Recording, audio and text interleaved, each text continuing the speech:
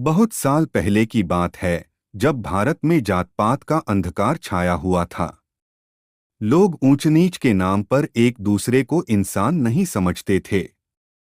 उसी दौर में एक बालक जन्मा, नाम था भीमराव। वे महार जाति से थे, जिसे समाज अछूत मानता था। स्कूल में उन्हें नीचे बैठाया जाता, पानी तक नहीं छूने दिया जाता। लेकिन उनका मन हमेशा पढ़ाई में लगा रहता। भीमराव ने ठान लिया था, मैं इतना पढ़ूंगा कि कोई मुझे नीचा नहीं कह सके। और फिर क्या था, पढ़ते गए, बढ़ते गए। अमेरिका और इंग्लैंड तक पढ़ाई करने गए। वहां से वापस आकर उन्होंने देखा कि उनके अपने लोग, दलित और पिछड़े, आज भी उसी जिल्लत और अपमान में जी रहे हैं। तभी उन्होंने एक संकल्प लिया, अब मुझे सिर्फ अपने लिए नहीं, अपने समाज के लिए लड़ना है। उन्होंने समाज को जागरूक करना शुरू किया। कहा, शिक्षा ही सबसे बड़ा हथियार है।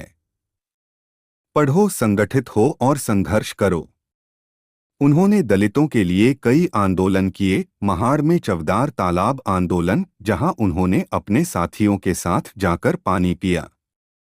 ये कोई साधारण काम नहीं था, ये समाज की जंजीरों को तोड़ने की। उन्होंने मंदिरों के दरवाजे सबके लिए खोलने की मांग की, अस्पृश्यता के खिलाफ आवाज उठाई और सबसे बड़ी बात, जब भारत का संविधान बन रहा था तो उन्होंने यह सुनिश्चित किया कि हर नागरिक को बराबरी, सम्मान और न्याय मिले, चाहे वो किसी भी जाति का हो। उन्होंने संविधान में दलितों और पिछड़ों को आरक्षण का अधिकार दिलाया, ताकि सदियों से जो अन्याय हुआ उसकी भरपाई हो सके। बाबा साहब का सपना था, ऐसा भारत जहां इंसान को उसकी जाति नहीं, उसके कर्म से जाना जाए। आज जो दलित और पिछड़े समाज में आगे बढ़ रहे हैं, वह बाबा साहब के संघर्ष और बलिदान का ही परिणाम है। इससे यह निष्कर्ष निकलता है कि बाबा साहब ने केवल कलम से नहीं, दिल से लड़ाई लड़ी। उन्होंने जो दीपक जलाया, वो आज भी अंधकार में उम्मीद की रोशनी देता है।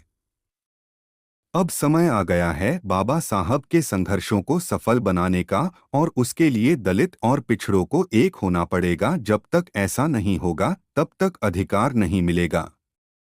बाबा साहब के इतने संघर्षों के बावजूद भी दलित और पिछड़ों को उनका अधिकार नहीं मिल रहा है, क्योंकि बाबा साहब ने कहा था, संगठित होकर संघर्ष करो, लेकिन संगठित नहीं हो रहे हैं। जय भीम, जय संविधान।